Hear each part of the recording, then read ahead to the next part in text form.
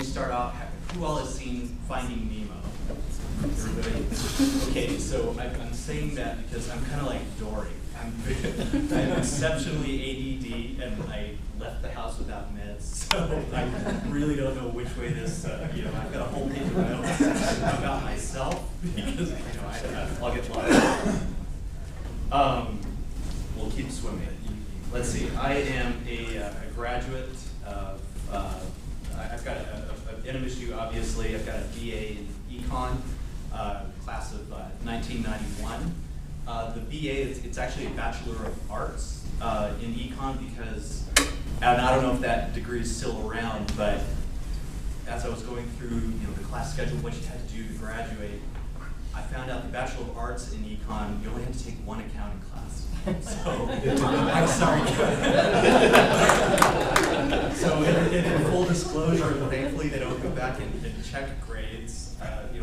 I actually, and laying it out on the line, I actually failed accounting here 3 times.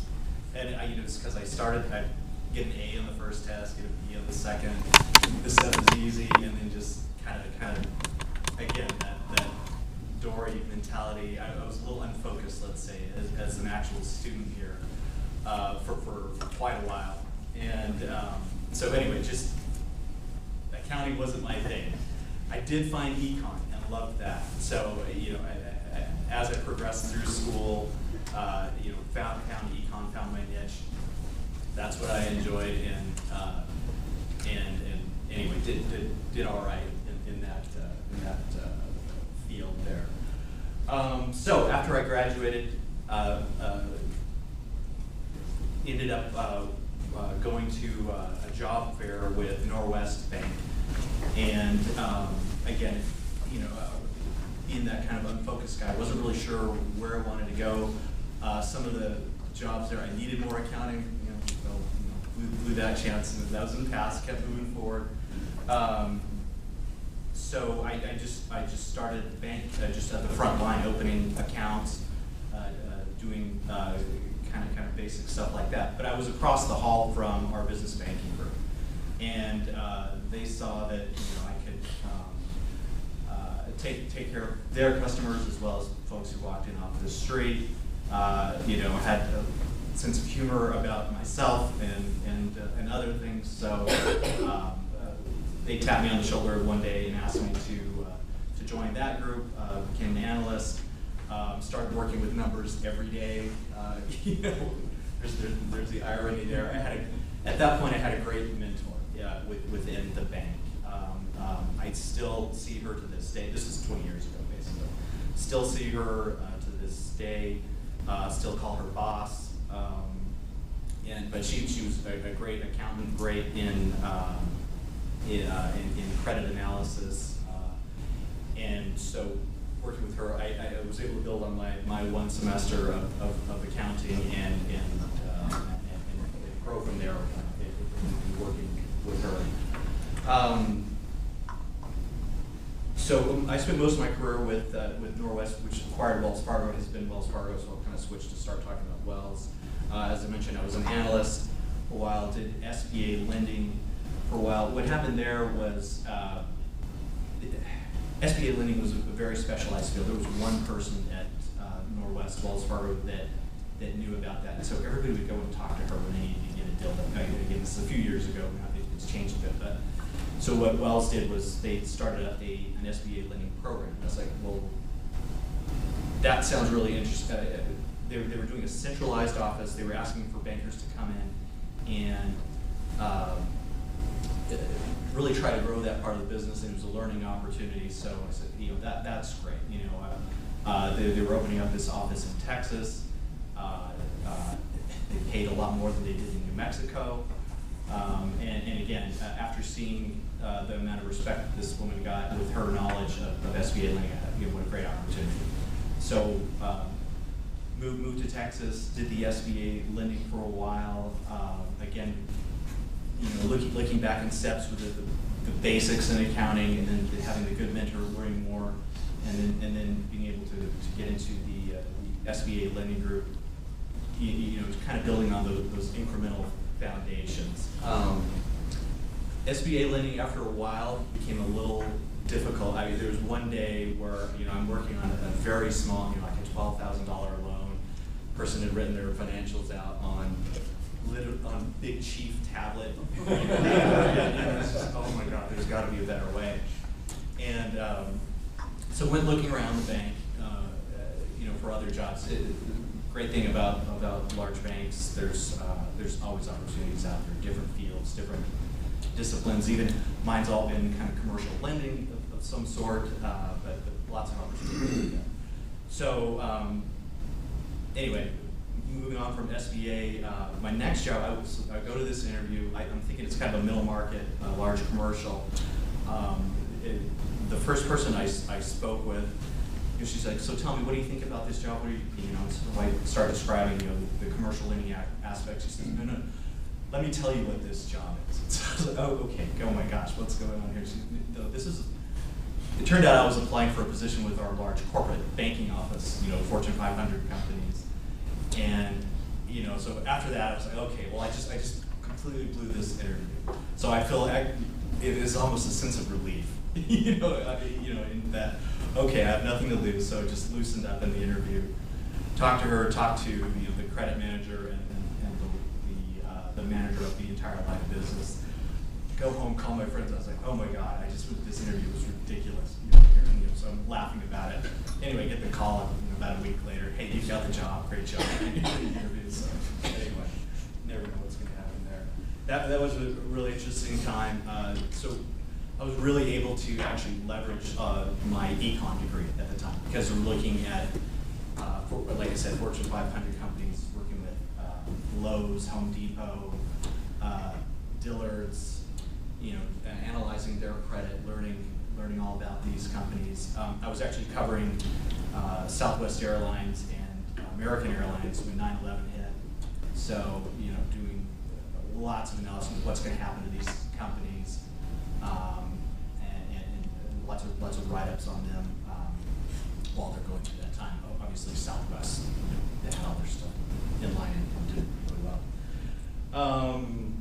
So did that for a few years, and then had the opportunity to move back to New Mexico with Wells Fargo. They had just opened up a corporate type of office. It's called an RCDO, Regional Commercial Banking Office. And that's an office that deals with larger corporate customers, but around the state. I had just had my daughter, and so her family, my wife's family was in Albuquerque, my family was in Albuquerque, and it's just crazy how things like that will change your perspective in Dallas. It's like, okay, time to move back to Albuquerque. So I was 7 years with that Albuquerque office. Then the person who I mentioned was a mentor of mine. She had moved on to another bank some time ago. Like I said, we kept in touch. I got a call from her that we're looking to expand our business here in Albuquerque. Would you be interested in moving on over? She kind of followed my career for years, and so I had known what I could do. We spoke the same language again. She was my first mentor, so we really were on the same track. Anyway, so I did that. I have been with BBVA Compass now for 4 years as a commercial relationship manager. So what that is something of a quarterback for our banking customers. They come to me, and everything they want to do with the bank is kind of funneled through me. My heaviest lifting is in the underwriting analysis part, and then also sales, and I'll touch on that in a second. But then the quarterbacking part is bringing in all kinds of additional business partners that maybe specialize. Say now maybe that SBA lender, we'll actually bring somebody in to work on that. We'll bring in somebody who works on cash management and advise them on how to best work their flow of funds through their business. Merchant card services, credit card services, all that kind of stuff. So just kind of credit card that. So that goes with the sales part. A lot of the sales is just listening to what is going on, and when you're speaking with these companies. And a lot of folks maybe don't think of banking and sales, but that's what it is today. I was looking for the courage here today, especially at Wells Fargo, that sales. Cross sales, especially there.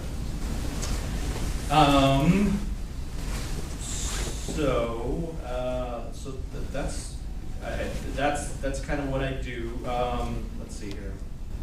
I guess I wanted to end with a couple of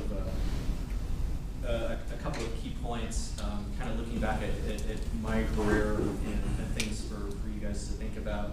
I guess being open to opportunities and then change, and they kind of go hand in hand. You know, again, I start off, Dory, just really not very focused, not really knowing where I wanted to go, but I had a good foundation here from NMSU.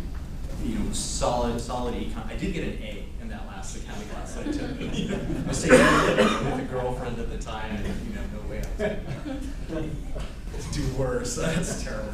But anyway, I did get that A. And I mean, it was the only one I did. So, sorry, there's that story. I got lost. But so change and opportunity. Again, there were opportunities out there that I took, and because of that basic foundation, was able to build. As my career went on, different things. Just kind of building. So wherever you guys are now, and you guys are actually in a great place now, because I'm sure you guys aren't a bunch of Dories out there. You're here, you're involved, you're engaged, you're participating. You've got some level of focus that is pushing you towards excellence, really. So keep up with that, and maybe I'll just leave it there. Keep up with that. Keep on swimming, and appreciate the time to talk to you. Any questions? Awesome. We'll ask to hold the questions after Marcelino talks. I'd like to bring you both up here, and then we'll spend about 50 minutes visiting with you both. The students will have a few questions for you. Thank you. Classes than most students. But even though the starting accounting careers really took on different paths for both of you, and the advice from Paul there was to stay open to opportunities. And some of the advice from Bobby, just walking back in here for the students, is kind of that comment, Paul, you gave to the students, or the example from your entry-level position, you stood out from the others more or less than your personality. I recognize that kind of launched you into some other positions and opportunities. Told that, sure, allegedly. So let's open it up to advisory council members and also students. Any questions that you have, Bobby? For the ambassador's benefit, what would you have done in school, or what course would you have liked to have taken that would have better prepared you or moved you in a direction that you would have liked to have gone in your career, other than accounting? Yeah, I mean, honestly, if I would have taken more accounting, it would have helped kickstart my career quicker. And then more, I really enjoyed. There was a money in banking class. I don't know if it's still around. I guess I should do some more research on this. But I took one money in banking course, and that was great. I really enjoyed it. It was part of the econ curriculum. And if there were more along those lines, I think that would have been interesting. I mean, especially for banking. I think I would probably answer banking and finance would be the courses that I would have taken. Took a lot of accounting courses, which were super beneficial, but in working with NALO, originally as a tax collector, but then I expanded out and advised their investment committee on their investments and from the trust fund and the retirement funds. And I think I probably did more reading, trying to catch up in that area. I probably should have taken one or two more finance courses. Yeah, and for that, honestly, that I took, I didn't have to take any finance, which is, I can't believe it. That's where I work these days, so that absolutely helps. Any other questions? Comments? How many students, I'm curious, have considered opportunities working with the Native American tribes, whether in Mexico or other locations? One? I remember one student. What type of, were you accounting? Are you accounting? Yes, I'm accounting, and I'm also a member of the Navajo tribe as well. You are? Okay. And do you want? My Go ahead. hometown, which is about 90 miles from Gallup. very close. I'll just throw in that I work with a couple of tribes, and we've got some loans on the books with them, and the way we got around that, the jurisdiction question is BIA, Bureau of Indian Affairs, offers guarantees of up to 90% on loans. If they approve it, then the bank is in a very strong position to work with the tribes. Actually, you're not just an accounting major, you're an accounting, finance, government, and one other major. Criminal justice. In criminal justice. So four different majors, and then you want to pursue 2 different master's degrees? Yes, either business administration as well as public administration as well. And then go back and work with the Navajo tribe? Yeah. Yeah, that's great. yeah, that's great. That's excellent on that, so. Well, Marcus, for your interview, we'll have you paired up with Marcy's group here too, so they'll be able to cover some questions then. Have some expertise there. Well, there's one other student that was interested in the HRTM. Candace, she won't be here until 10. Candace, there's another student. Yeah, she's also a dual major. She's actually taking her HRTM right now. Sure. I've got a feeling there's a lot of golf students that come down from different parts of the country that may not plan on working for a tribe for that sense, but end up at a lot of the great golf courses are strongly affiliated. Yeah. I'm just wondering what you've learned about how to manage information flow, information intake. How do you stay on top of the developments in your field, and how do you manage email? Medication helps. For me personally. Yeah, I mean, it can definitely be challenging. I've got, probably 150 emails from yesterday. Todd sent one this morning. Things like that. But it just random things. I keep, for me, industry, I actually go back to Wells Fargo. I follow their chief economist, actually Wells Capital Management, Jim, name escapes me right now. That's where I get my hardcore economics, keeping up with that. I watch the news, I watch a lot of PBS, news programs, and that's where I keep my information. Well, as far as just generally managing emails, it's just a chore that needs to get done. Try to delete as much as possible. You sign up for something and you end up getting way too much and you go back to that. But it's just going to be a chore, one of those things that you just got to work on. Paul, are you watching the debt markets or the equity markets more? Equity. Yeah. So you think Google's going to buy Twitter? That, they buy everybody. I mean, yeah. That rumor leaked a couple. Well, students, how many of y'all have had a chance to, either a faculty member or some kind of mentor through your college career that you've been able to ask advice to? Raise a hand, a few of you. And one of the questions, Marcy, you mentioned, you asked a couple different transitional times in your career, was asking your mentor, the person who you were talking with, what would you do if you were in my shoes? And that's sometimes different than asking, what should I do? What's my next going to an advisor saying, what class should I take, or what choice should I make? But if you were in my shoes, given the cards I'm drawn and the situation you're in, it seems like you got pretty good advice both times. Yeah, I agree. I think the general counsel of Caterpillar, he said, these schools, he said, Texas doesn't have a good reputation in some areas, but the school has a lot of money, they have a lot of resources, and probably you'll see some of the best professors around, and he was correct. I totally enjoyed my 2 years in Austin. But I think all these points, the accounting firm I work for now, those guys talk about what I have to do. They said, come here if you want to. And, so it really, everybody's, I've been very fortunate with people I've worked with to get good advice and helpful advice. advice. Maybe the guys at Caterpillar wanted to get rid of me, so. But it was good advice.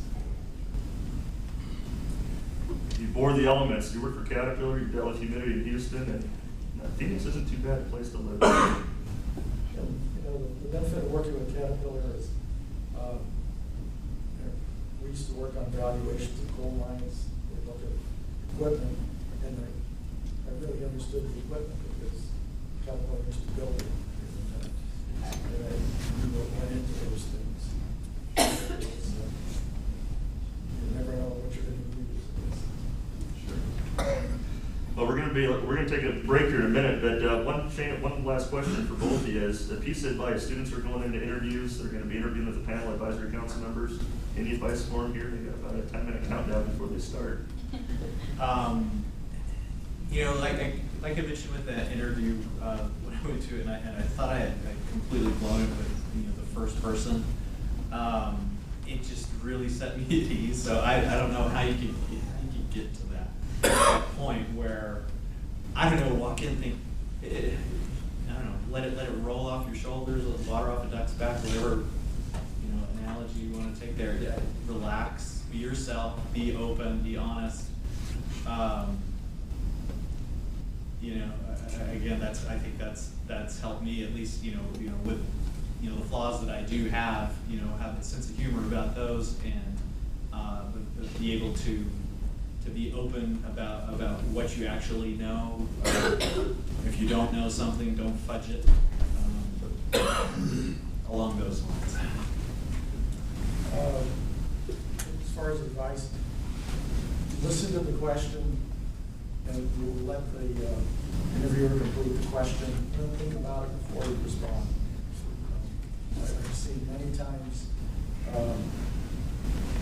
you're so anxious to want to say something that you start answering before the question's done. And so, I guess the advice would be listen and wait for the question to be completed. Very good, great advice, and thanks for both sharing your careers. We'll take a 5-minute break, come back. Good morning. My name is Marcelino Gomez. A lot of people just call me Marcy for short. My parents call me. And I currently work with the Salt River Pima-Maricopa community in Scottsdale, Arizona. I'm a lawyer. I work with their tax program and collection of taxes. Also work with the tribal government, federal and state tax issues. Also work with their insurance programs. They have a self-funded insurance program. And so we work in that area, including employee benefits, the health plan, and the retirement program. Prior to that, I spent about 27 years working with an Alumni doing virtually the same items. Also worked in investments with an Alumni. I guess the first thing, I'm wearing my bolo tie today because the dean said it's okay to wear a tie. Yours is a little bit more expensive than mine. I think that's a beautiful tie. Did you get that from?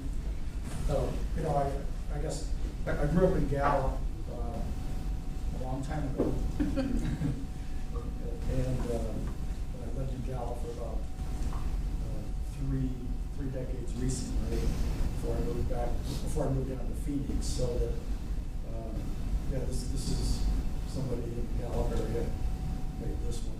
If you have any hand-me-down ties, you could really upgrade my wardrobe with just your hand-me-downs, I think. You know, I don't want to create any friction between you and President Crowder.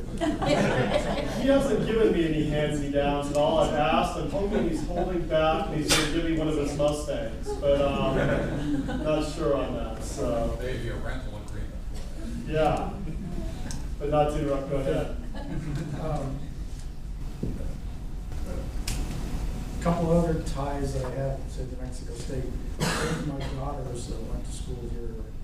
My oldest daughter, Emily, graduated here in 2005, and then my youngest daughter, Hannah, graduated here in 2008. So they're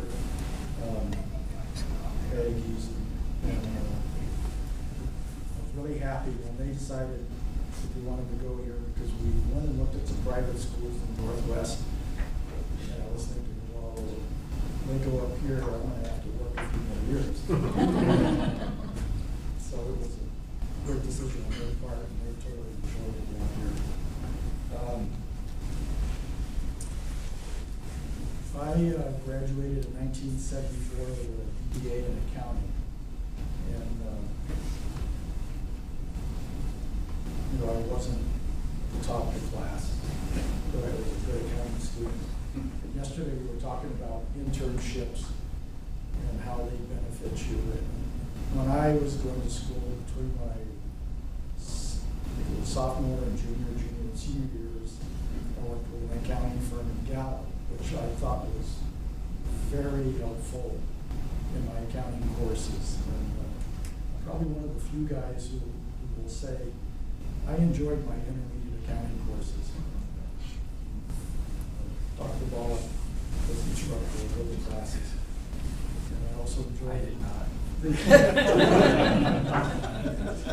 No offense. I also enjoyed tax courses with Professor Chris Moore. And I think at the time, when I was going to school, Dean Brisbane was the dean at the time. And I have kind of a funny story. In spring, I went down, I needed a new sports coat, so I went down to this place downtown, looked at 2 sports coats, and spent an hour trying to make a decision, right, the brown one or the blue one. And I went with the brown one. And 2 weeks later, showed up at an event. Dean Brisbane was wearing the blue one.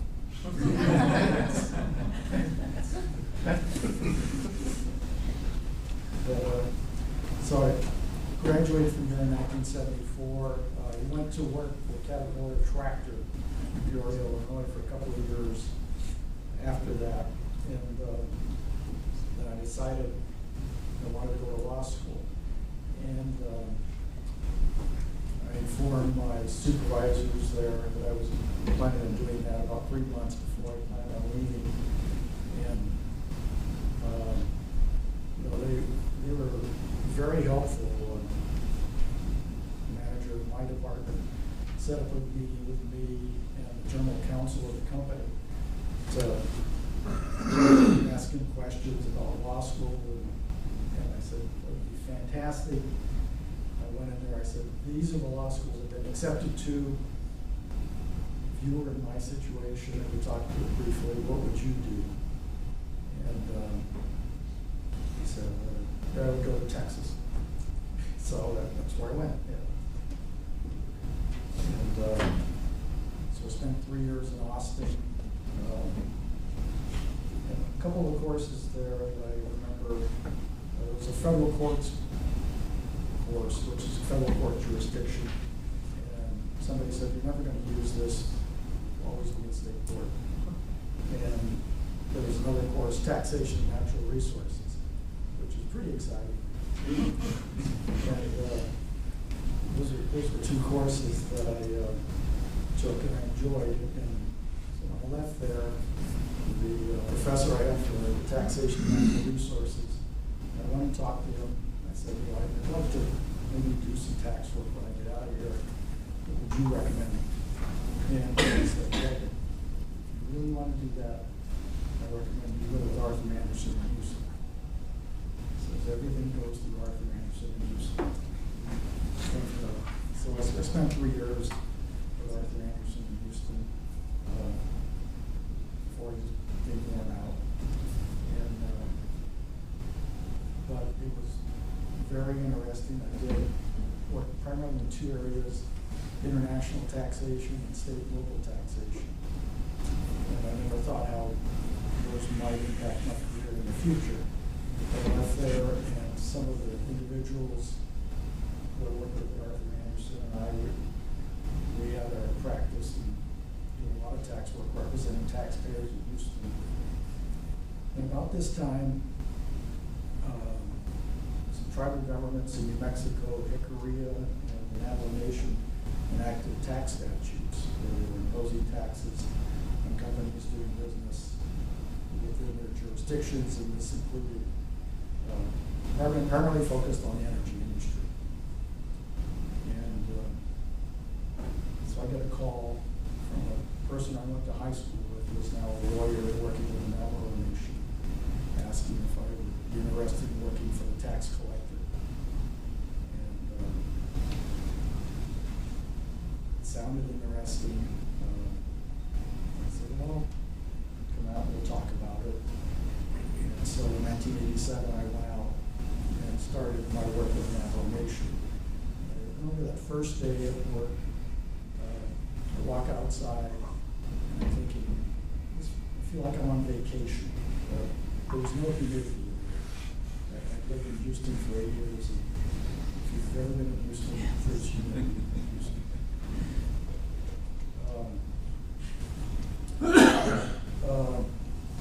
So some of the issues that we dealt with at Navajo, and this was, Hickory and Navajo were two new tribal tax programs in the country. And there was a lot of attention that was placed on them. A lot of companies were focusing on those two tax programs. And so we had a lot of litigation that was ongoing. And almost all of it was in the federal courts. So I ended up using that stuff I learned from Professor Wright in the federal courts class in Austin, and taxation of natural resources. Navajo, most of the taxes were focused on oil and gas and coal mining operations, along with pipeline operations. But if you live in New Mexico, there are a number of Indian tribes and pueblos throughout the state. And so you have what they call these checkerboard jurisdiction areas. And along the Rio Grande corridor, you have a number of tribes that are located on the Rio Grande corridor. Most of them have a casino today, I think. And so you mentioned you're going to the Hyatt Tomea for this conference. That's one of them. And then you go west, you have Laguna and Acoma, you have Mescalero, Apache, not too far from there. You have Jicarilla in the north, and then you have Navajo that sits in the northwest quadrant of New Mexico, and the northeast quadrant of Arizona, and the southeast quadrant of Utah. And some people say it sits in the southwest quadrant of Colorado. There was a survey there way back, and there's still a dispute on that issue. So where the mountain reservation ends and where the Navajo reservation ends. So Navajo, so the casino in Colorado actually contacted the governor to discuss the compact. The litigation that ensued involved what we refer to as the Eastern Navajo Agency, and as to jurisdiction in this area. And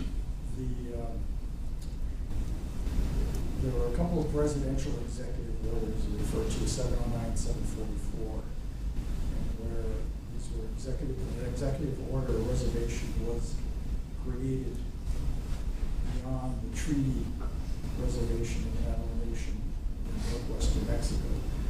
And the executive order in 709 actually brought that eastern boundary all the way out to Los Alamos. So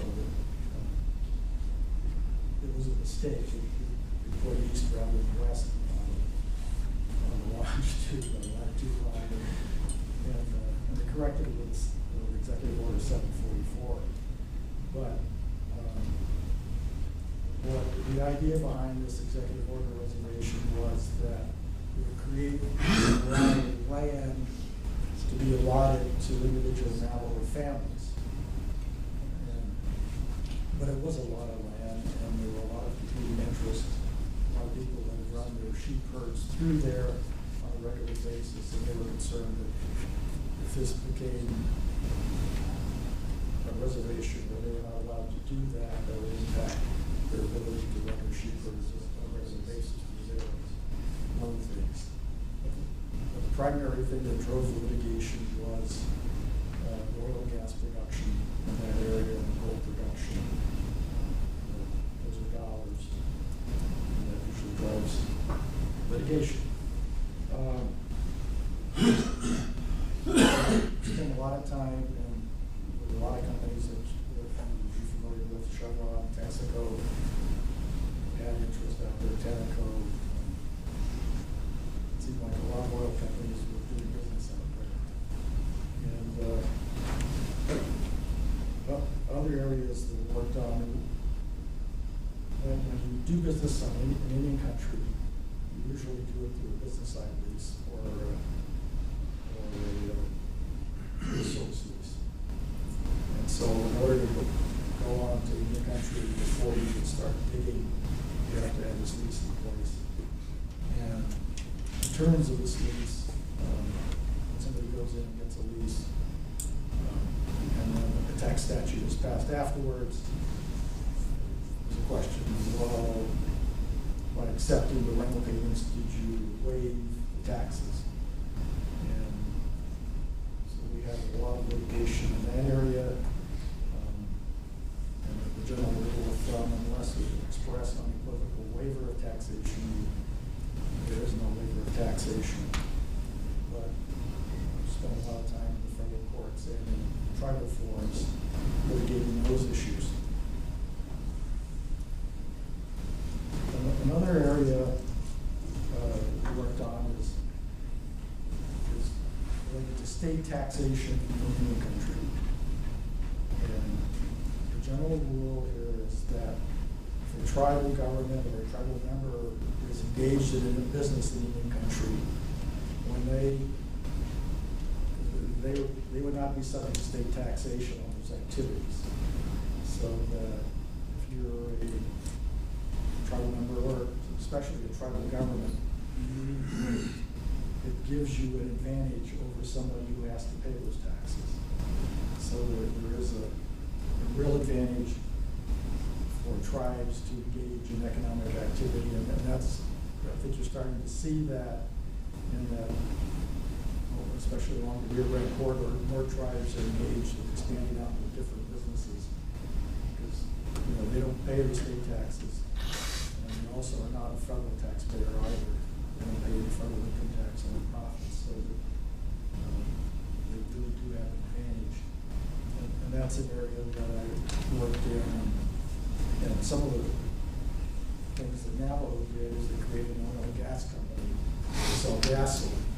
And that company now, it actually explores and drills for oil in the Navajo Nation, and they sell gasoline. They're not completely integrated, they don't refine it at this point in time, but I can see that might be a possibility in the future. Another thing that Navajo has done recently, and the BHP mine, which supplies the Four Corners power plant up in Farmington, New Mexico, the Navajo Nation purchased that mine.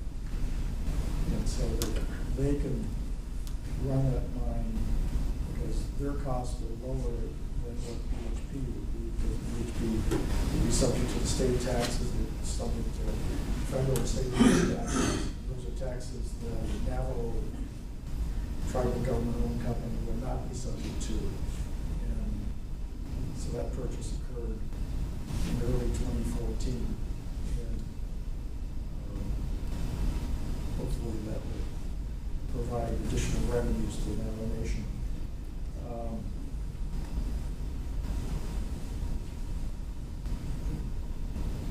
Some other areas that we've worked on, whenever you go into Indian country, and I think the banks, when they do business in Indian country, everybody looks at the dispute dispute resolution provisions in any document, any loan document. And virtually all banks want to have a dispute resolution in the state courts. The tribes would prefer to have it in private courts. And so if the tribe is borrowing money for the bank almost insists you need to come into private courts. And I think on almost every loan transaction that I'm aware of, it's always been state courts. It is for handling dispute resolutions. Navajo entered into a loan agreement with Key Bank. I don't think I mentioned them there. It's public information. And there, Key Bank agreed to utilize the Navajo Arbitration Act and with exclusive enforcement in Navajo courts. And so the result of that first agreement is that the Key Bank now steps sort of to the top of the list for a lot of tribes nationwide. If they're willing to do something similar to that, what they did at Navajo for other tribes would probably look to them to borrow funds or other types of agreements. It was a great PR move on their part, and for the Navajo Nation, it's the first time that a bank has agreed to utilize Navajo courts for exclusive enforcement.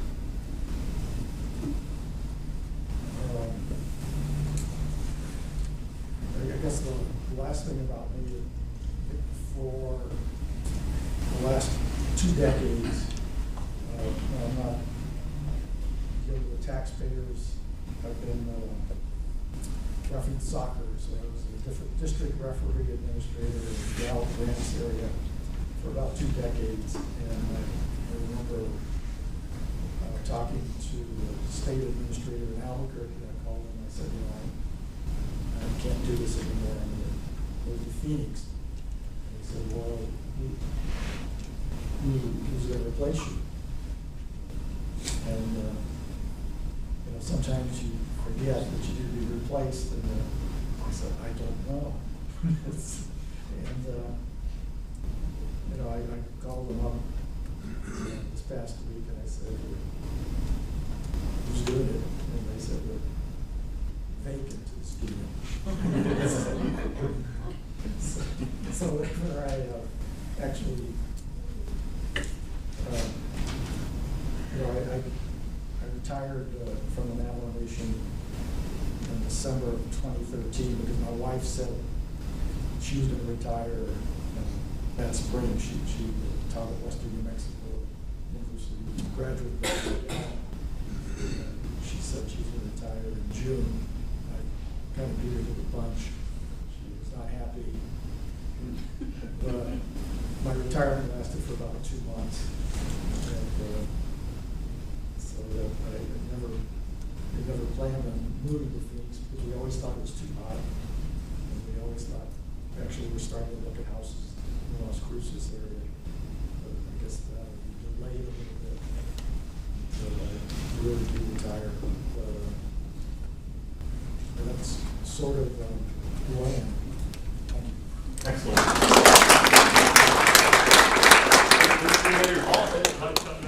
I think the lesson